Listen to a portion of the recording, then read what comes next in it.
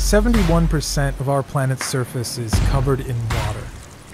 332.5 million cubic miles of it.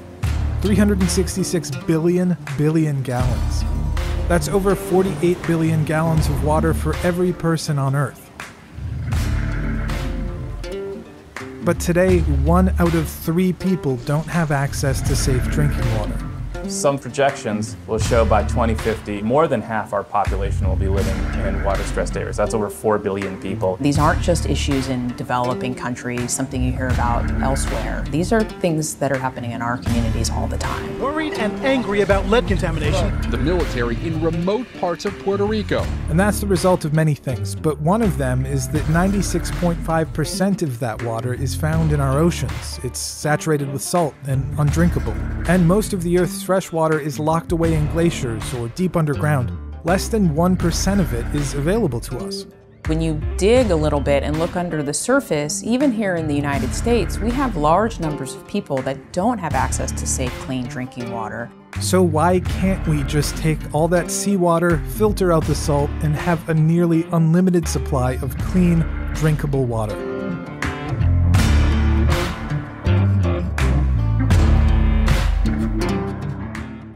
Desalination, broadly, is the process of removing salts from water. It's been practiced for years. In fact, it's a natural process. It occurs when the sun heats the ocean and fresh water evaporates off and it falls again as rainfall. If you mix salt into water, it dissolves. And if you could watch microscopically while you did that, you'd see that the water is actually breaking apart the salt into charged particles that chemically interact with the water. So salt water is a chemically new solution. It's not just water with some salt grains floating around in it. And that's why desalination is a fundamentally tricky process. The two main types of desalination are thermal desalination and reverse osmosis. Thermal desalination is the oldest form of desalination. It's essentially boiling water and then capturing the steam and turning that into fresh water. But in the 60s, we were able to develop reverse osmosis processes at UCLA, and these have now started to dominate the market. So one of the big chief differences between the two is reverse osmosis doesn't use heat, doesn't boil anything. You're really just pressurizing the water to a tremendous amount, and you're forcing it through a membrane where it doesn't want to go. It wants to stay with the salt, but with this high pressure, it is forced to separate from the salt. Broadly speaking, what you want to look at for desalination is, where's my fresh water coming from and do I have enough of it? And if I don't have enough of it, do I need to augment supply? Desalination then starts to become a very attractive or interesting option. Which is why the vast majority of desalination efforts right now are happening in places like the Middle East and North Africa, rich with fossil fuels, but also experiencing extreme water scarcity. Just 2 countries, Saudi Arabia and UAE, they produce 1/4 of the desalination water that is produced currently on this planet. Concerns about desalination fall broadly into 3 categories: the amount of energy required, how much it costs, and its environmental impacts. There are some that really see it as a key solution. There are others that push back and argue that it's very energy intensive, it's very expensive, it has impacts on the marine environment, and that we should pursue alternatives first. It requires a tremendous amount of energy to basically break up that bond between the water and the salt.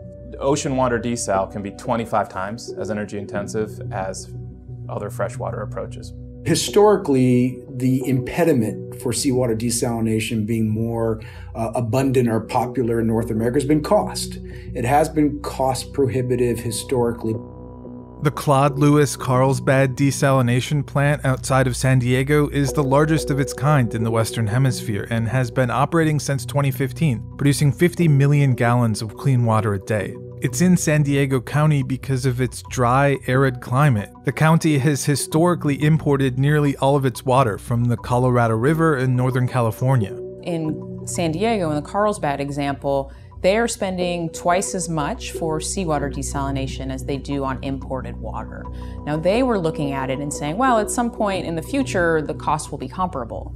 And I think some folks pointed to the fact that, well, when that's the case, then that's probably when you should build it. Today, desalinated water in Carlsbad costs approximately twice as much as imported water, but you're comparing apples and oranges because that imported water is coming from systems that were built a half a century ago where all the capital investment has been paid off. Standing down for 5 or 10 years, hoping there's some major breakthrough in the technology is not going to materially reduce the cost of building infrastructure. And that's not unique to desal and water. That's true of all public infrastructure. We have a huge deficit. We need to start building not just water, but transportation and housing now, not 5 or 10 years from now.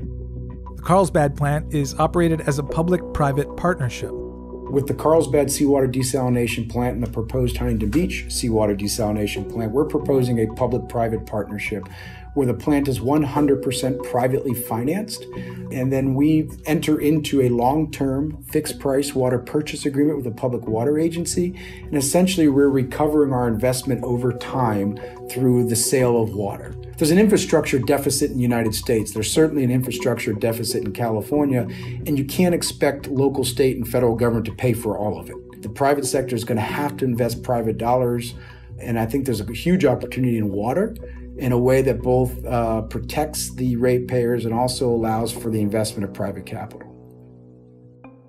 Beyond the environmental costs of producing the energy needed to power these plants, another concern arises because they're not just outputting clean, desalinated water. They're also producing huge amounts of hyper-salty water called brine as a byproduct. Seawater desalination plants that use reverse osmosis typically operate at a 50% efficiency in that if you take in 2 gallons of seawater, you're going to produce 1 gallon of fresh water and 1 gallon of hypersaline brine. It's a fixed volume of salt that I'm trying to remove, so whether I put it in half a gallon of water or a tenth of a gallon of water, it's still going to be there and it's just going to be much more concentrated.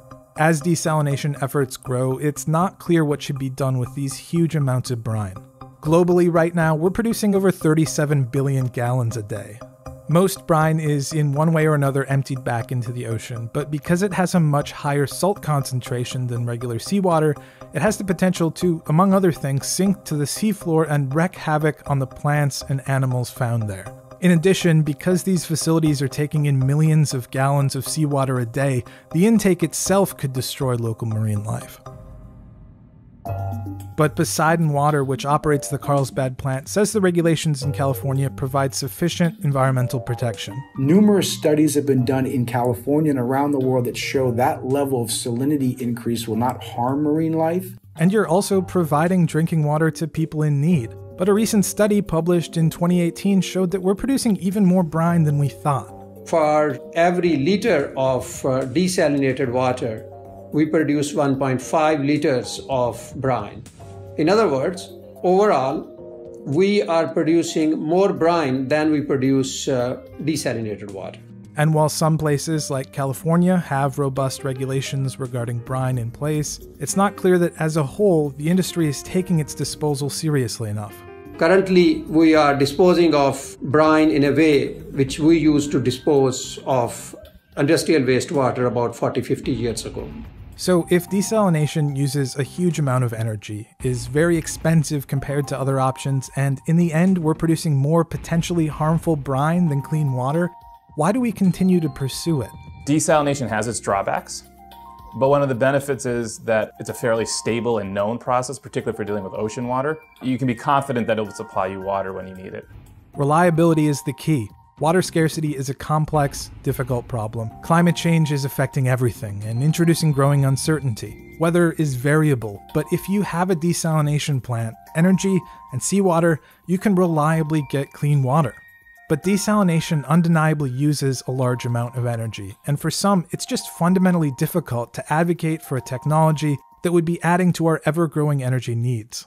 I think when we start to look into these water-scarce worlds, we start to think about, well, energy provides us services. It heats our homes, it lights our offices and buildings. And if we think of energy as a service that could give us water, for some context, the average person in the US uses about 100 gallons of water per day. If I were to produce that 100 gallons per day with ocean water desal, that would be the same amount of electricity consumption that my home would require over an hour. So to kind of put things in context, I think we start to think about our energy resources and where do I invest it, how important is water. I mean, it is the most basic element of life, and people go out and they buy a venti Starbucks every day and spend more on that than they do for a month's supply of desalinated water, and they don't realize it. It's clear that desalination alone is not going to fix the world's water problems. Up in some places where you're just water-rich, desalination probably won't make the most sense. Poseidon Water as a company does not believe that seawater desalination is a panacea. We can't just build 1 or 2 or 10 and really solve our water challenges. Desalination is not the solution to water scarcity. It's one of the options to narrow the gap between water supply and demand. But for some communities around the world, it's already making an enormous local impact. It's currently a pretty small fraction of the water supply globally, and probably will remain so. There are, though, communities for which it is a fairly significant contribution. It can be quite important at the local level. Desalination is one tool of many, and for it to have maximum impact, it must be implemented alongside other techniques. Israel maybe provides a good example where they have invested quite a bit in seawater desalination, but they also made investments in efficiency such that their water use on a per-person basis is far lower than we see here in California or in many parts of the United States. So they did those things first so that they aren't wasting that very expensive water. That then delayed their need to build a plant, and when they built it, they could build it a bit smaller than they would have. So there's a real cost savings there to the community. I would almost look at it as like a safe bet. To hedge your risks, a desalination plant is your low-risk option in your portfolio. Kind of expensive maybe, but it's going to deliver. I think we do the cheaper, less environmentally damaging things first. That seawater desalination is an option. In some communities, they don't have other options. Others, though, do have other options. They can use water more efficiently, which can save water, save energy, can have less environmental impact. And while most attention is given to seawater desalination, a similar process can be used for treating many other sources of water, like wastewater. The volume of wastewater, if it's all collected and recycled, that is almost equivalent to 5 times the volume of water that passes through Niagara Falls each year.